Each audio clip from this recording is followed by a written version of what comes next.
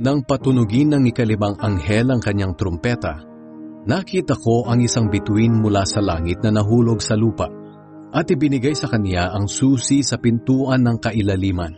At nang buksan niya ito, lumabas ang makapal na usok na parang galing sa malaking hurno, kaya dumilim ang mundo dahil natakpan ng usok ang araw.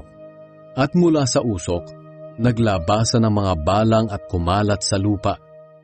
Binigyan sila ng kapangyarihang manakit tulad ng alakdan, ngunit pinagbawalan silang maminsala ng mga damo o anumang halaman at puno, kundi ng mga tao lang na walang tatak ng Diyos sa kanilang noo. Pinagbawalan din silang patayin ng mga taong ito, kundi pahirapan lang sa loob ng 5 buwan. Ang hapdi ng kagat nila ay katulad ng kagat ng alakdan, kaya sa loob ng 5 buwan, mas gugustuhin pa ng mga tao na mamatay. Ngunit hindi ito mangyayari kahit gustuhin man nila. Ang mga balang ay parang mga kabayong nakahanda sa digmaan. May nakapatong sa mga ulo nila na parang koronang ginto. Ang mga mukha nila ay parang mukha ng tao. Mahaba ang buhok nila tulad ng sa mga babae, at ang ngipin nila ay parang ngipin ng leon.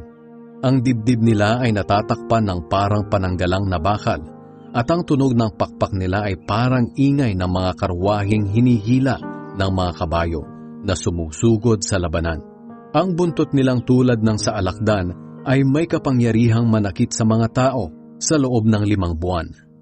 May haring namumuno sa kanila, ang anghel na nagbukas ng pintuan sa kailaliman. Ang pangalan niya sa wikang Hebreo ay Abaddon at Apollyon naman sa wikang Griego. Tapos na ang unang nakakatakot na pangyayari, ngunit may 2 pang darating. Nang patunugin ng ika-6 na anghel ang kanyang trumpeta, narinig ko ang isang tinig mula sa mga sulok ng gintong altar na nasa harapan ng Diyos. Sinabi ng tinig sa ika-6 na anghel na may trumpeta, "Pakawalan mo na ang 4 na anghel na nakagapos doon sa malaking ilog ng Euphrates." Kaya pinakawalan ang 4 na anghel na iyon. Inihanda sila noon pa para sa oras na iyon upang patayin ang 3 bahagi ng sangkatauhan. Narinig ko na ang bilang ng mga hukbo nilang nakasakay sa kabayo ay 200 milyon. At nakita ko sa pangitain ko ang mga kabayo at ang mga sakay nito. Ang mga nakasakay ay may mga pananggalang na pula na tulad ng apoy, asul na tulad ng sapiro, at dilaw na tulad ng asupre.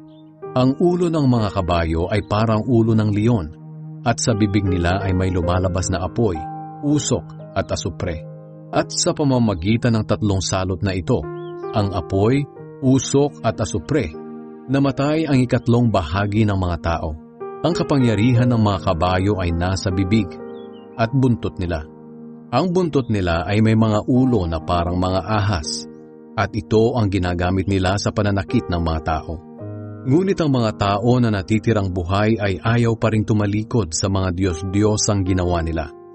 Patuloy pa rin sila sa pagsamba sa masasamang espiritu at mga ribultong yari sa ginto, pilak, tanso, bato at kahoy. Ang mga ribultong ito ay hindi nakakakita, hindi nakakarinig at hindi nakakalakad. Hindi rin sila nagsisi sa kanilang pagpatay, pangkukulam, sexual na imoralidad at pagnanakaw.